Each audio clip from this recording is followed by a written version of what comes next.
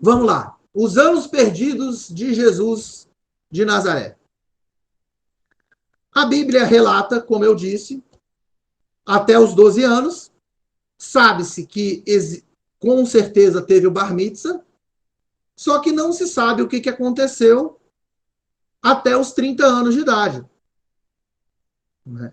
Então você tem aquele período do início, o batismo, e aí já começa o ministério, e aí você tem a pregação e já os milagres, crucificação, morte e ressurreição. E isso fica um pouco, digamos assim, como essa pessoa foi construída, né? Digamos assim, algumas pessoas perguntam, se Jesus tem uma dupla natureza, vamos pensar de maneira lógica, né? Colocando de lado a fé dogmática e pensar assim, se ele tem uma dupla natureza, é claro que o lado humano dessa natureza foi se instruindo, foi, digamos assim, se empoderando, se cristalizando, até o momento que culminou com o batismo de João Batista. E é por isso que ele, quando ele fala para João Batista batizá-lo, João Batista fala assim, que é isso? Você que tem que me batizar. Ele fala, não. Tem que se cumprir o que diz as escrituras. E aí, no momento do batismo, acontece aquele símbolo clássico que tem na ortodoxia, em várias pinturas, que é a luz do céu, a pomba e Jesus sendo batizado e João Batista derramando, né? Normalmente é como se fosse uma concha, né? Uma coisa meio até é, é, ligada ao caminho de Santiago de Compostela, né? O símbolo da concha, né? Com a concha derramando água sobre Jesus. Hoje se sabe que, na verdade, ele foi mergulhado, né? Se sabe disso. Mas vamos lá. Bom, eu quero começar falando de uma coisa, citando um teólogo, tá? Que é um teólogo famoso chamado Raymond Brown. Ele escreveu num livro, O Nascimento do Messias, que é um comentário às narrativas da infância em em Mateus e em Lucas. Então é um livro específico que ele trata, ele destrincha as narrativas da infância em Lucas e em Mateus. E nesse livro ele fala assim: o próprio Jesus não é descrito como carpinteiro em parte alguma dos evangelhos aceitos pela igreja. Então, isso é um teólogo renomado dizendo que não se pode afirmar o que diz a tradição, que Jesus ficou simplesmente paradinho em Nazaré, quietinho, dos 13 aos 29 anos, e de repente apareceu, foi batizado e tudo aconteceu, né, de uma vez, assim, né. Realmente, é como se fosse num passe de mágicas, mas existe um processo também, e esse processo ele é descrito em textos que se encontram tanto na Inglaterra, textos antigos que se encontram tanto na Inglaterra, como textos antigos que se encontram no Oriente, mais específico na Índia e no Tibete, tá? Então, primeiro, existem pelo menos 4 tradições inglesas completamente independentes uma da outra e isoladas que não tiveram contato uma com a outra. Isso é pesquisa, tá? Assim, tudo isso tem fonte. Depois, inclusive, eu posso, caso os irmãos me procurem, queiram saber mais, eu posso até depois passar essas fontes para os irmãos. Que Jesus viajou para a Grã-Bretanha quando jovem, com José de Arimateia, e que provavelmente o José de Arimateia era o seu tio-avô, irmão mais novo do pai de Maria. Pela tradição, José era comerciante de estanho e levou Jesus com ele para Glastonbury e outras cidades próximas enquanto negociavam. Naquela época, havia 40 universidades druídicas na Grã-Bretanha. 40. E 60 mil alunos, incluindo a nobreza britânica, assim como os filhos de homens importantes de tudo quanto é lugar do mundo. Resumindo, pessoas de tudo quanto é lugar do mundo, poderosas, levavam seus filhos para serem educados pelos druidas. Tá? Na tradição, então, você tem toda essa descrição. Isso é de acordo com... Tem um livro muito interessante do reverendo Dobson, que é perito nas tradições de Glastonbury, em crenças druídicas, né? E nesse paralelo, crenças druídicas que incluem conceitos relacionados à Santíssima Trindade e que prenunciavam a vinda de Cristo. Então, presta atenção. O cara é especialista em tradição druídica que falava na Santíssima Trindade e na vinda do Cristo. Essa é a especialização do cara. Então, existe gente especializada nisso. Para as pessoas verem como a gente não conhece o que tem por aí, mesmo com a internet. Por quê? Se você não sabe o que procurar, você não vai saber o que encontrar. Entendeu? Essa é a grande verdade. Perdão. Bom, vou falar da primeira tradição, porque ela é encontrada na Cornualha. E tem um livro na Cornualha que é de Bering Gould. E ele escreve o seguinte: outra história da Cornualha é que Joseph de Arimateia veio em um barco para a Cornualha e trouxe o menino Jesus com ele. E o ensinou como extrair o estanho e eliminá-lo do wolfrânio. Olha só, e ainda é uma coisa alquímica, tá, gente? É isso que eu falo. Não adianta só falar do texto. Tem que. Eu tô aqui descrevendo um texto antigo traduzido, tá? Mas o que acontece? Tem um significado esotérico no texto. Porque aqui você está falando de metais que são trabalhados na alquimia. E isso é importante ficar claro. Mas vamos continuar. Eu gosto, quando eu faço essas interrupções, está no meio do texto, gente, é porque elas devem ser feitas mesmo, porque são coisas pontuais que se eu continuar lendo, eu vou me esquecer. Bom, então, continuando. A segunda tradição inglesa é encontrada em Somerset, sobre a vinda de Cristo e José em um navio de Tarsis. Então, falando também da vinda deles no navio. Como eles vieram para a terra do verão e peregrinavam em um lugar chamado Paraíso. A terceira tradição pode ser encontrada na pequena aldeia de Pride, no topo das colinas de Mende, no sentido de que Nosso Senhor e José de Arimateia ficaram lá, moraram lá por um tempo. Então, são várias tradições, tá? Ao todo são 4 tradições. Eu vou pular um pouquinho aqui.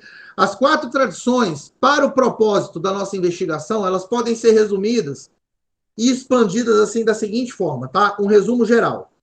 José de Arimateia era tio da Virgem Maria, irmão mais novo do seu pai. Ele ganhou uma fortuna como importador no comércio de estanho que existia entre a Cornualha e a Fenícia.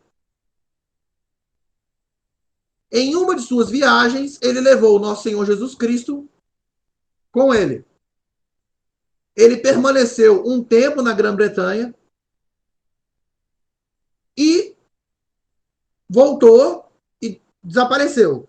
Muito tempo depois, aos 29 anos, ele apareceu de novo. Perto dos 29 anos, ele teria aparecido de novo por lá. Entendeu? E ficou em um retiro tranquilo em Glastonbury.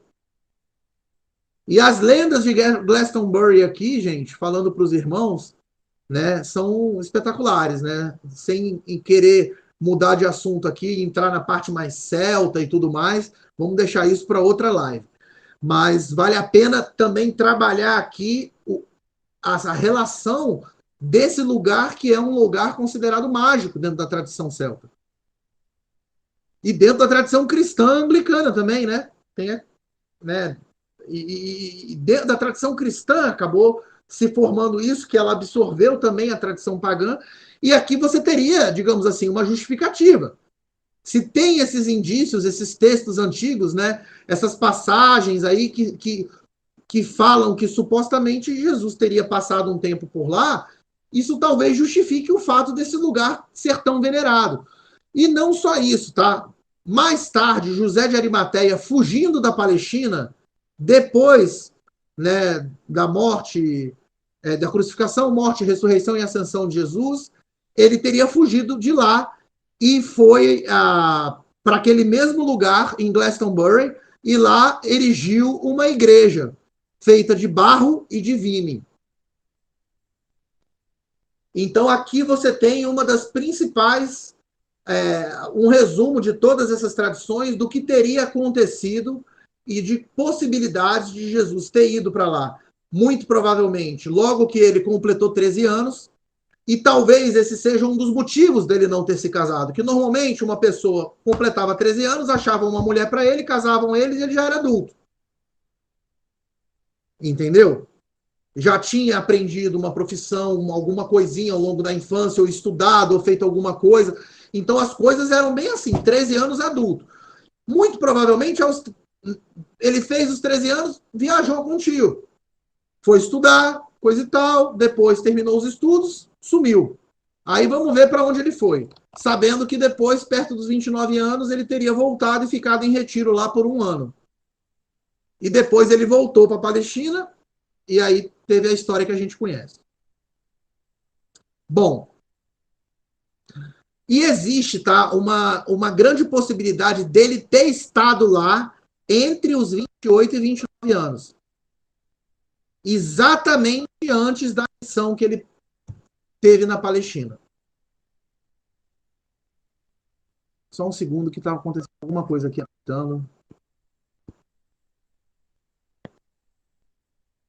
Bom, vamos continuar. Agora, pronto. O que aconteceu, então, depois que ele saiu de lá, se, digamos, partindo do princípio que existe uma possibilidade, de fato, dele ter ido lá, ficado lá, estudado lá, né? Como é que a gente sabe disso? Então, existe toda uma tradição que se fala dos anos perdidos de Jesus na Índia. E, manos, é muito importante dizer isso para os irmãos e para as irmãs. Existem muitos livros, tá? Alguns livros até por Rosa Cruzes, falando sobre isso. Esse não é o meu intuito. O que eu fiz? Eu peguei um livro específico que resume todas as pesquisas que foram realizadas nessa área para poder condensar isso aqui e passar para vocês. Então, é importante dizer que os primeiros indícios foram achados de Jesus ter ficado muito tempo na Índia, Tibete, aquela região lá, um pedaço da China, Índia, Tibete, aquela região, né? Ele era conhecido como Santo Issa, ISSA, né? E o objetivo dele, diz a tradição, é se aperfeiçoar na palavra divina, estudar as leis e os grandes Budas. Mas vamos ver se isso, como é que eles descobriram isso, onde veio esse negócio de Jesus estudar os grandes Budas. Isso está escrito em algum lugar, onde está escrito? Né? Então, como eu disse, o primeiro trabalho, eu não vou entrar em detalhes com o nome dos caras e falar o que aconteceu e tudo mais. Quem quiser depois eu passo o livro, vocês compram o livro e leem. Mas ele publicou o trabalho em 1894. Então, bem numa época que estava um boom das sociedades esotéricas, né? Depois houve o trabalho dele foi meio que refutado em 1922. O que aconteceu? Por que foi refutado? Ele foi lá, futucou, até que disseram para ele quem era o Santo Issa, o que ele tinha feito, o que ele tinha passado lá e mostrado os textos antigos. Aí ele escreveu um trabalho, não deixaram ele levar o texto, e esse é o grande problema, tá?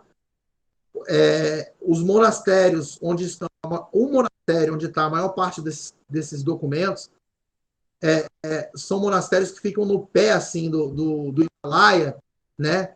Aos pés do Himalaia, e eles não deixam que os estudiosos levem os documentos de lá, nem façam experimentos que possam danificar o documento. Isso acaba, de uma certa forma, atravancando os cientistas e os pesquisadores, porque eles não conseguem fazer teste de carbono 14, não conseguem fazer nada. Dito pelo não dito, porque a ciência só acredita no que está lá. Né? Então, eu não vou entrar aqui no mérito. O que eu vou falar aqui é que o que aconteceu? O cara provavelmente se arrependeu, né? Falou assim: um outro mestre assumiu, o outro cara foi lá e perguntou: vem cá, falaram, um cara tá lá no Ocidente falando que Jesus passou por aqui, isso é verdade? Aí o outro mestre falou assim: não, isso não aconteceu, não. Entendeu? E foi isso que aconteceu.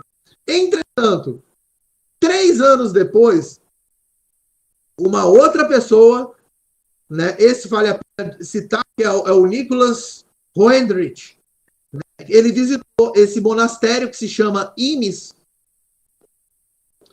e publicou uma série de escritos que ele descobriu no monastério, traduziu. Esses escritos se harmonizavam com esse Nicholas Notovitch, que foi esse cara que foi o primeiro que apareceu nesse monastério, que foi o primeiro a achar indícios de que Jesus teria vivido no Oriente. Tá? E o que acontece? Ele publicou depois diversos escritos, né, falando sobre a estada do Santo Issa no Oriente. E em 1939, a doutora Elizabeth Gasperi viu 3 livros que um bibliotecário lá em Imes, lá no monastério, lá nos pés do Himalaia. O bibliotecário mostrou para ela, então foi uma pesquisadora lá estudar budismo, aí de repente o bibliotecário passa na frente dela e fala assim, aqui, ó, né, desse jeito, ela botou até entre aspas, estes livros dizem que o seu Jesus esteve aqui, ó, esteve aqui. Aí ela ficou assim, nossa, o que foi isso? Foi pesquisar. Então tem essa pesquisa também. Depois disso, tem pesquisas de magistrados como Bill Douglas, Ed Noack e um professor chamado um professor, né, um doutor, né, universitário, chamado Bob Havicks, que também encontraram documentos e tem um livro, tá? Existe um manuscrito lá no monastério em Imes, que se chama A Vida de Santo Issa. E é agora partes desse texto que eu trago para vocês. Eu podia trazer mais detalhes, mas eu quero reduzir um pouco a nossa live e eu prefiro agora falar simplesmente o que diz o pergaminho A Vida de Santo Issa, o melhor dos filhos dos homens. Capítulo 4, verso 8.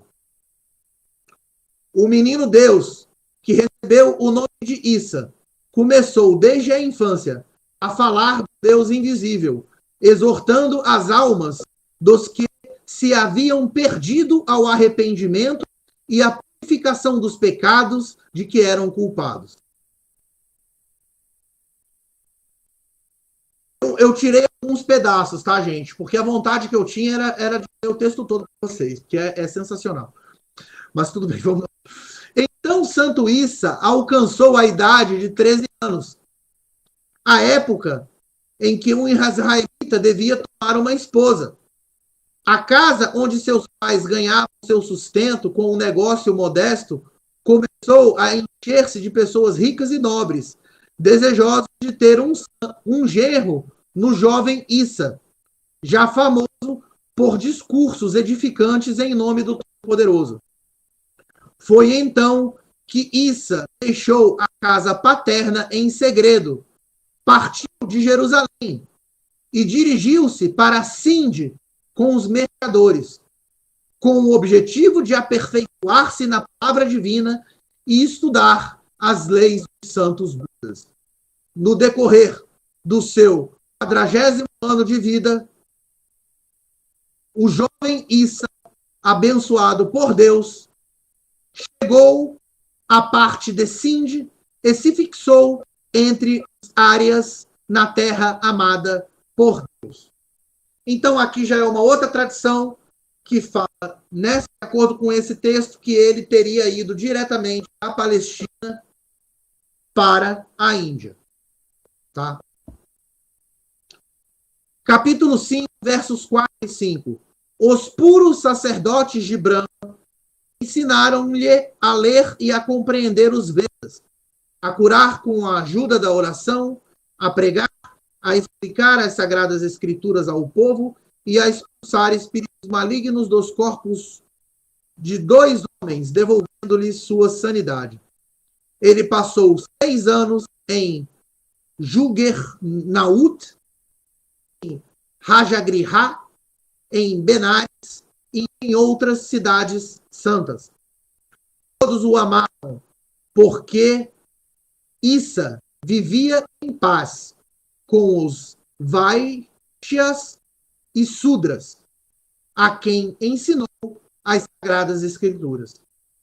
Então, ele aprendia e, ao mesmo tempo, ensinava as Sagradas Escrituras. Deixa eu pegar aqui, deixa eu ver quanto que tem aqui ainda. Tá bom, então posso falar desse aqui. Os dignos sacerdotes e os guerreiros, tomando conhecimento das falas de Issa, dirigidas aos Sudras, resolveram matá-lo e, com esse propósito, enviaram seus criados à procura do jovem profeta. Mas Issa, avisado do perigo pelos Sudras, deixou os arredores... Juízo vocês dois aí, hein? Os arredores de Jugernaut à noite. Chegou à montanha e fixou-se na terra de Gautamides, local de nascimento do grande Buda Sakyamuni, no meio de um povo que adorava o único e sublime Brahma. Depois de se aperfeiçoar na língua Pali, o justo Issa se dedicou ao estudo dos escritos sagrados dos Sutras. 6 anos mais tarde, Issa, que o Buda havia escolhido para divulgar sua palavra sagrada, se tornara um expositor perfeito dos escritos sagrados. Então, ele deixou o Nepal e as montanhas do Himalaia, desceu para o vale de Rajputana e se dirigiu para o oeste, pregando a diversos povos a perfeição suprema do homem. Eu não sei vocês, gente, mas eu fico arrepiado. Não é brincadeira, não.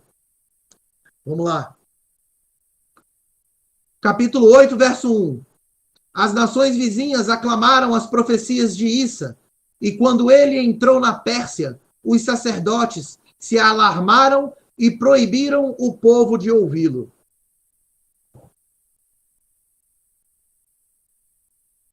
Capítulo 9, verso 1. Issa, que o Criador havia escolhido para lembrar a humanidade depravada o verdadeiro Deus, havia chegado aos 29 anos quando voltou à terra de Israel. Santo Issa ensinou assim ao povo de Israel por 3 anos, em cada cidade, em cada vilarejo, à beira das estradas e nas planícies. E tudo o que ele havia previsto veio a acontecer. Tá, gente, isso aqui são textos que eu tirei aqui, que eu estou lendo ao pé da letra, que são passagens né, desse texto aqui, que é A Vida de Santo Issa, o melhor dos filhos dos homens. Só um segundo que eu vou mostrar para vocês o livro dele aqui. Se eu encontrar aqui.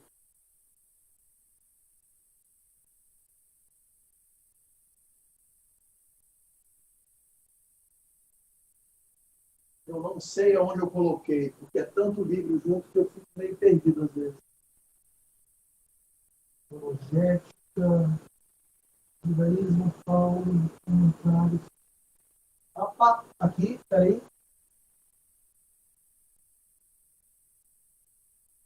Eu não vou achar agora, não. Eu queria mostrar a capa para vocês, mas depois os irmãos que tiverem interesse podem entrar em contato comigo, que... Deixa eu ver se ele está aqui. Não, não está aqui na mesa. Pode estar ali também. Bom, eu tenho livro espalhado por tudo quanto é lugar. Mas, assim, depois os irmãos que estiverem interessados, podem me procurar. A gente troca uma ideia, eu passo para vocês as fontes bibliográficas e tudo mais. Né? Então, eu queria só concluir, irmãos, falando o seguinte. Não vou entrar aqui no mérito daquele... Tem uma linha que acredita que, inclusive, isso é considerado também uma heresia, como tantas outras, o próprio gnosticismo é considerado uma heresia, mas só para os irmãos saberem que existem diversos tipos de heresia, o gnosticismo é uma dentre elas, existem dezenas de tipos, todas elas têm nomes complicados que normalmente referem-se ao cara que veio com a ideia que era diferente, entendeu? Mas, como dizia Rubem Alves, a ortodoxia nada mais é do que a heresia que saiu vencedora. Né? Então, eu quero que os irmãos entendam que realmente eu não quero entrar aqui em textos assim, ele não foi crucificado, depois ele saiu da cruz e foi morar na Índia, porque não tem nada, não tem nenhum documento antigo que fale sobre isso. Tá? Então, o que eu passo para os irmãos são documentos, o que eu falo que existe e transmito, e cabe aos irmãos aceitarem como da forma que quiserem, simplesmente como cultura inútil, ou como algo que amplie os seus conhecimentos sobre a tradição cristã, ou como um simples mito, ou como algo que muito provavelmente possa ter acontecido de uma forma ou de outra. Mas por quê? Porque eu apresento aqui textos que são textos antiquíssimos. Então a gente não está falando aqui de algumas teorias que a gente não sabe de onde surgiram, mas que só apareceram para o mundo no século XIX. Então a gente não fala sobre isso. Né? No final do século XVIII, XIX, que apareceram algumas coisas, entendeu? Você encontra também, eu já falei sobre isso na palestra sobre Jesus histórico, o movimento miticista, que fala que Jesus não existiu. E eu até uma vez falei, gente, olha, acreditar hoje em dia no miticismo, que é que Jesus é só um mito, ele não existiu como pessoa, historicamente, isso aí eu li num texto teológico. É a mesma coisa que acreditar na Terra plana. Foi o que falaram num texto teológico que eu li. Eu não me lembro agora aonde, mas assim, para vocês terem uma ideia, tipo assim, tipo comentário do cara. O cara fala assim, ó, a opinião do cara é essa, não tem como. O cientista que fala que acredita no misticismo, ele normalmente ele é desconsiderado pela ciência. Entendeu? Então, assim, é isso que eu gostaria de falar para vocês. Né? Cabe a vocês absorverem o que vocês acharem conveniente. Eu peço que o irmão o Dom Rui Halleck, nosso amado cardeal carmelengo aí, ele encerre a gravação. Eu agradeço a todos pela participação, meus mais sinceros votos aí de saúde, paz e união. E agora, logo que acabar a gravação, fica o espaço para a gente conversar um pouco. Sobre eu não sei se o Mano a infância de Jesus, né? Aí, falou que ele participou do grupo dos essênios, né? Que ele se preparou antes de começar o ministério. Tem alguma coisa que fala disso ou não? Pois é, mano. Existem teorias, mas nenhuma delas tem nenhum embasamento teórico, não tem nenhum embasamento teológico. Primeiro, se você pega os textos, os evangelhos, tá? E pega o perfil de João Batista, e você virar para mim e falar assim, patriarca, o João Batista era essênio, eu vou virar para você e falar assim, olha, tem 99% de chance de João Batista ter sido essênio. Na minha opinião. Mas Jesus não era essênio. Por vários motivos. Primeiro, que um essênio de um grau inferior, primeiro, um essênio, ele normalmente não era tocado por quem não era essênio. Um essênio de um grau superior não podia ser tocado por um essênio de um grau inferior. Senão ele se considerava impuro. Jesus andava no meio dos pecadores.